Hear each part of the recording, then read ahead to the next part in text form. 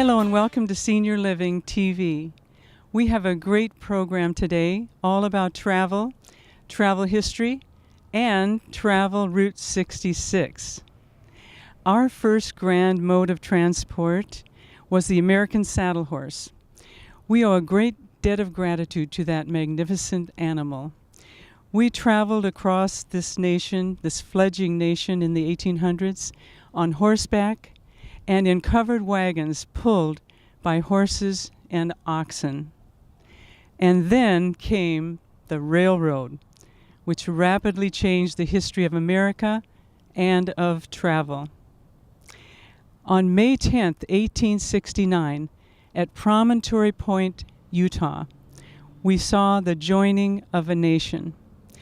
The Union and Central Pacific Railroads joined their rails and forged the destiny of America. So America was on the move. Mission accomplished, the first transcontinental railroad. From horses to horse carriages to the railroad, technology advanced and Americans became more and more independent. But wait, America, you're just beginning. In the early 1900s, Henry Ford dreamed of building the first horseless carriage. And though not the actual inventor of the automobile, he declared, "I will build a motor car for the multitudes." And indeed, in 1906, he presented the first Model T, and then the Model A on assembly line production. It's a four-cylinder, 20 horsepower, simple, sturdy, was versatile, and affordable. And we're here today with a Model A from the South Bay Touring A's Club in Torrance, California. And it is indeed a perfect example of the travel history of America. So, join me. Let's go on a journey now across America on the renowned and historic Route 66 with two brave men and their classic car. Hello, my name is Robert Ream and I live in Lancaster, California. About a decade ago, an old Air Force buddy and lifelong friend gave me a telephone call, told me he had bought a 1940 Chevrolet which he was going to restore. His name is David Sopa and he lives in Massachusetts. David and I first met years ago in the late 50s when we were both teenagers in the Air Force while we're riding a blue bus from Lackland Air Force Base in San Antonio to Shepherd Air Force Base in Wichita Falls, Texas on our way to tech school. During that nearly one-day-long ride, we discovered that each of us had very much in common, and we remained close through occasional visits and frequent telephone calls, even though both of us had long since left the Air Force in pursuit of our separate careers. As David's restoration project neared completion, he casually mentioned to me during one of his telephone calls that he would like to drive the car all the way across country to California, and he thought it'd be a good idea if I went with him. I thought about that for a couple of milliseconds before I said, "Sure, that sounds like a real hoot, let's do it." Initially, we planned 4,000 miles to cross the country at 300 miles a day. Realizing this would take a while, we replanned it to make two separate trips out of it, leaving the car at my place for the winter and then picking up the return trip the following spring. We would avoid the interstate highway system whenever possible in favor of following old road alignments, spending each night wherever we ended up for the day. There will be more details covering the planning and decision-making process in the following slideshow. Executing the plan during the fall of 2010, I airlined back to Providence, Rhode Island, where David met me at the airport, took me to his place to meet the Chevy. I thought it appropriate at this point to insert this little clip. Apparently, the Chevy was originally a California car. I find it ironic that now it's going to return to California, at least temporarily. The next morning, we drove to the tip of Cape Cod, picked up US 6, and followed it back to David's house to shake out any remaining maintenance issues before we headed west to California. Although the Chevy would keep up with 75-mile-an-hour traffic on the few occasions where the interstate eclipsed the old road, it was much happier traveling the old alignments at 55 to 60 miles per hour. Arriving at my place after 9 days on the road, we parked the Chevy for the winter. David airlined home to Massachusetts to return next spring to continue the trip back to Massachusetts. We kept a log for both trips across the country, where we recorded times and distances of events which we considered pertinent to the trip. The Chevy had 43 miles on the odometer when we left David's house for Provincetown on the Cape to pick up the beginning of US 6, the Grand Army of the Republic Highway. We used the back of the log sheets to expand on the light item entries from the front. The significant issue here is a transmission that would stick in low gear and refuse to shift after being parked overnight. We attempted to fix, but it was unsuccessful. We managed to obviate the problem the rest of the way to California by leaving the car parked in neutral overnight and starting out in second gear the next morning. After a few miles, everything operated normally, just as if nothing had ever happened. The second page of the log shows us arriving at my place just before midnight on the 9th day, with nearly 3,700 miles on the odometer. Rejoining Route 66 and continuing to the Santa Monica Pier will keep a couple of days while we rest up. The back of the page, in addition to recording points of interest, shows the shifting issue has worsened to the point that it sticks even after it is warmed up. This will be resolved before we begin next year's trip back to Massachusetts. The Chevy averaged a little over 18 miles per gallon, excuse me, and the price of gasoline back then was $2.85 a gallon.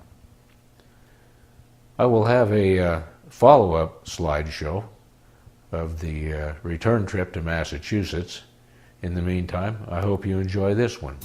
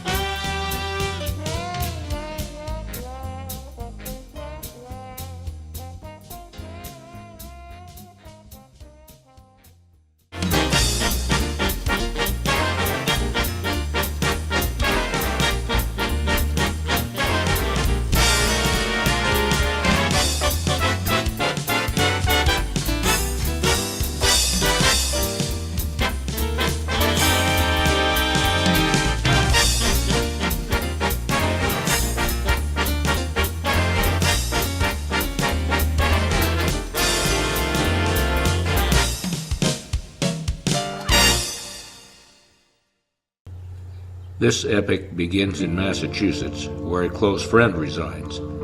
He restored this immaculate 1940 Chevrolet back to its original state, right down to the year of manufacture license plates.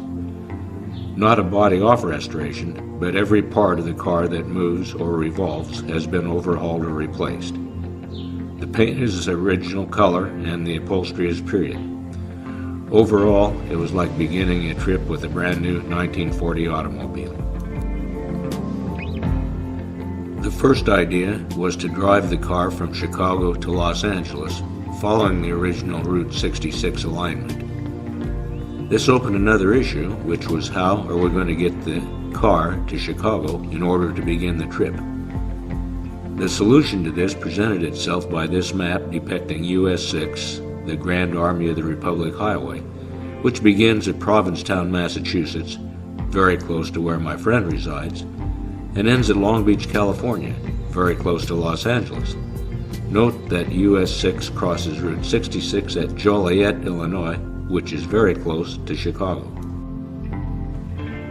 So, the new plan is for me to airline to Massachusetts and join my friend to start this dual transcontinental epic with a day trip to Provincetown, return to his residence the same day, which is depicted on this 40s vintage Texaco road map by the red X near Middleborough, shake out any maintenance issues, then proceed back to the previous US 6 exit point and continue following the old US 6 alignment to Joliet for the next decision.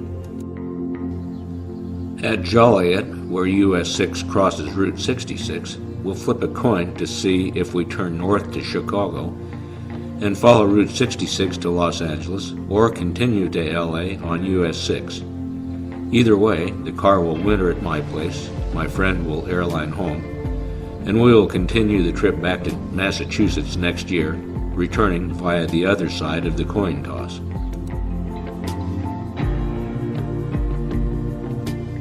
But I'm getting ahead of the program.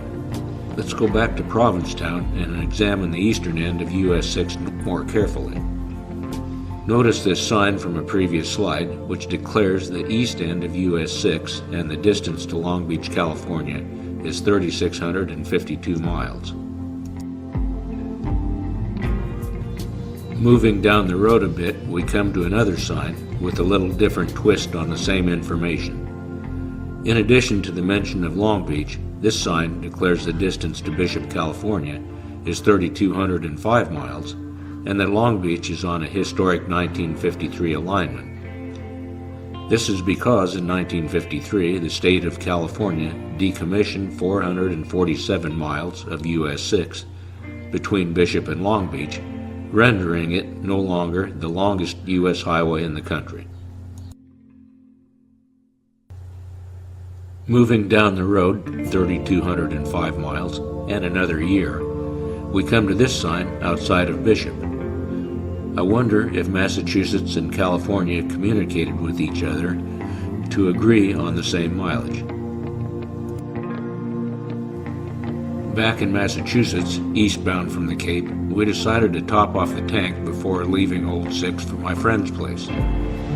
Many businesses along the way associate themselves with the old highway with signage or other advertising, such as the case with this gas station, as indicated by the sign on the upper left.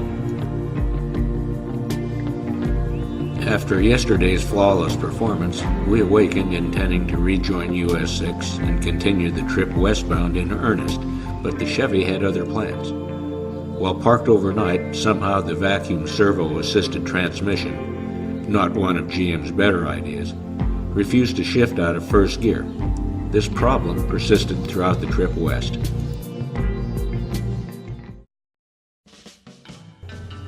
Getting a late start after tinkering with the transmission shift issue, we made it as far as Danbury, Connecticut the first day. Leaving the car parked in neutral overnight obviated the sticking shift issue, and we were finally underway. Here we are approaching the Bear Mountain Bridge as it crosses the Hudson River between New York and Pennsylvania, a very scenic section of US 6. Another example of businesses associating with the old road. This wayside bar and grill in eastern Pennsylvania served up a real good lunch. After driving through some heavy rain, we decided to stop and make the Chevy a bit more photogenic. During the first rain squall, we discovered the windshield leaked in several areas, requiring heavy use of a towel by the right seater to keep everything dry inside. About an hour out of Bowling Green, Ohio, we decided it was time for some breakfast. A query to Miss Garman suggested this diner a couple of miles north of US 6, just before the Indiana border. Great Hash and Eggs. The name has changed since then. It is now the Four Seasons. First a transmission that sometimes doesn't want to shift, then a leaky windshield when it rains, now a flat on one of the brand new tires. Turns out this was not the result of a road hazard, but rather a defective inner tube that separated at the seam around the circumference. We found an excellent tire shop in Hobart, Indiana that had a replacement tube, and were soon underway again to Joliet. Arriving at Joliet late in the afternoon, we decided to get the Chicago part of this odyssey over now. Here we are approaching downtown after dark to search for the beginning of Route 66. Searching in heavy congestion, we eventually found this sign just off the waterfront indicating historic Route 66. Unable to find suitable lodging in the Chicago area, we ended up following the old Route 66 alignment back to Joliet. A very long day indeed. Following the old Route 66 alignment from Joliet the next morning, we came across this restored Texaco gas station in Dwight. Illinois is one of the better states along the route that has restored roadside attractions and structures, giving the traveler a nostalgic look back into the heyday of the old road. Here is a nicely restored Standard Oil station in Odell, Illinois. Let's step back to 1940 and see how it might have appeared then.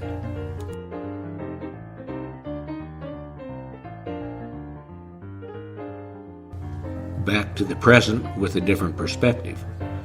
Check out the flag, not a very pleasant day to be out and about. Here is another restored gas station along Illinois 66. This Soulsby Shell Station is in Mount Olive.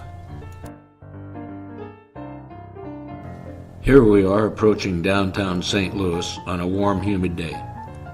Using 40s vintage road maps, we retrace old alignments through downtown areas whenever possible. There are many sparsely traveled, nostalgic sections of the old road throughout Missouri. This section is just before Devil's Elbow, where a picturesque iron bridge crosses the Big Piney River.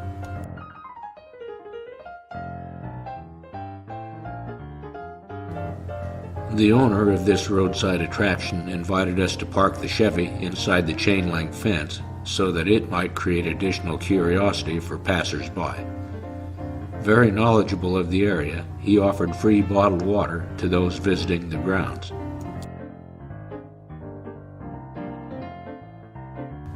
California, here we come.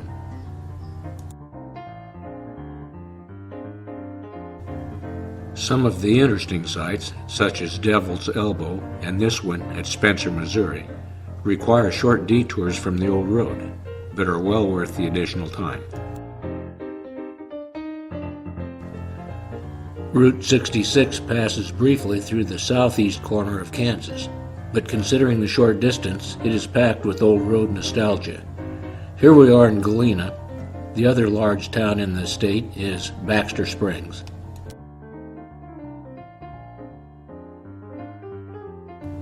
Rainbow Bridge is one of the attractions between Galena and Baxter Springs. Afton, Oklahoma is an example of how towns wither away when highway development bypasses them. However, there's a jewel still remaining here in the form of a Packard Automobile Museum. Although the museum is dedicated primarily to Packard, there are many other fine vintage cars here. Here is a 20s vintage motometer accessory, which in addition to serving as a necessary radiator cap, it also functioned as a coolant temperature gauge. Some were generic motometer, others carried the manufacturer's trademark. In this case, the image of a radiator shell is decisively Packard, who also manufactured aircraft engines.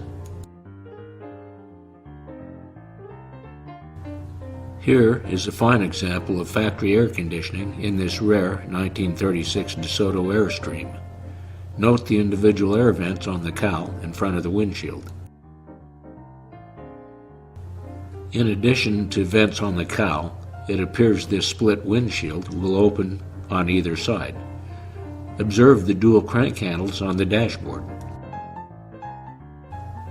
Halfway between Tulsa and Oklahoma City is the Rock Cafe in the town of Stroud.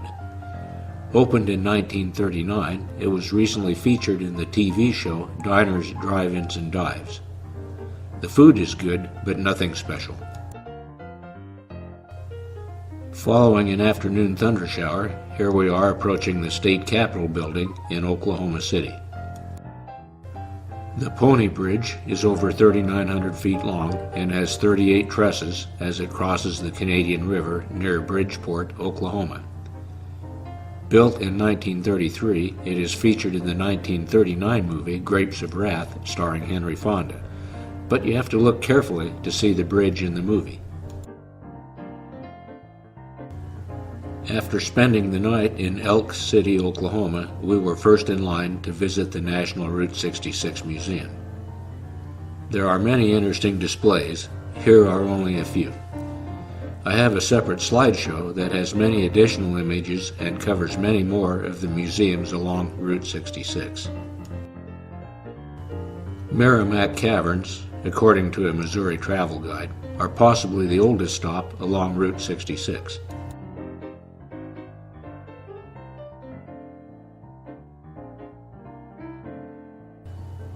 Some of us remember this Chevy from our younger days. Downtown Shamrock, Texas is the location of this Conoco station. The cafe was closed, however the gift shop was open. Let's remove the color and see what the image might have looked like in the 40s.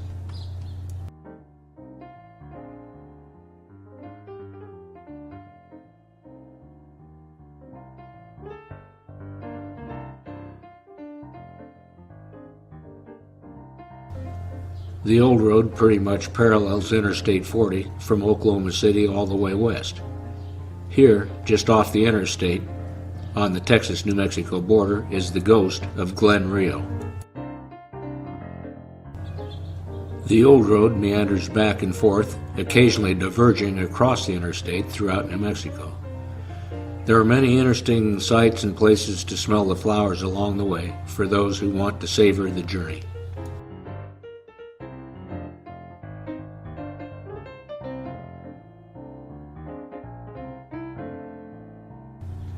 A major attraction in Arizona is the Petrified Forest National Park.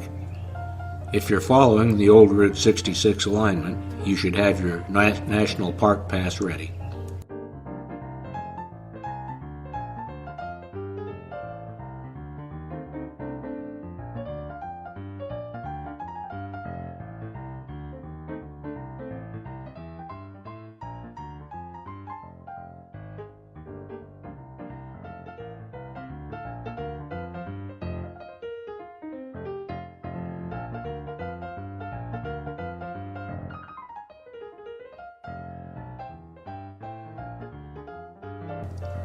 Besides calcified wood, there are other ancient artifacts within the park.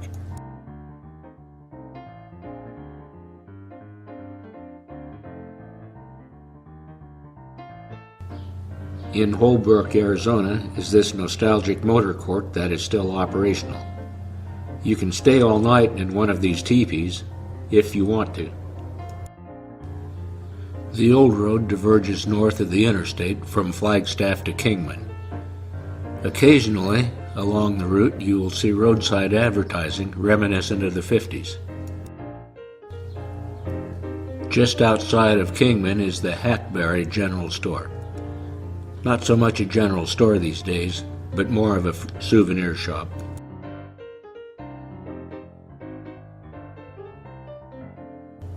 What's this we need to wipe off our boots? From Kingman, the old road diverges once again to the north of the interstate and becomes very narrow and crooked by the time it gets to the mining town of Oatman. We're informed that the owner of the town property donated the land with the stipulation that the Burrows would have freedom of the town and be undisturbed.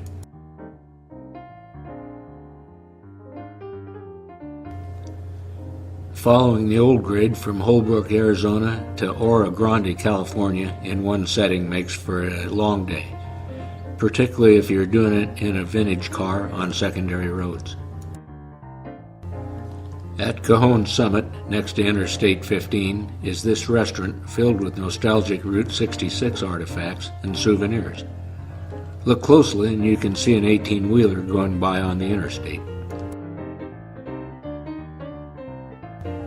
Here we are approaching downtown LA on a temperature record-breaking day. Something around 110 degrees, I'm told. Arriving at the Santa Monica Pier on a hot Saturday afternoon, the area near the beach was heavily congested. Unable to find a place to park and unwilling to put up with the transmission that didn't like to shift in this heat, as well as the not-so-efficient factory air in the Chevy, we elected to forego any other searching for historic photos. So, getting out of Dodge to the cool of the desert, we put the Chevy away at my place to be continued next year with the return trip to Massachusetts. Wow, well, that was a great trip across America on the old Route 66. I hope you've enjoyed today's program and our study of American travel history. Please join us again for another important topic of interest. And so, until we meet again, this is Lynn Brennan saying goodbye for now, happy, safe travels, and God bless.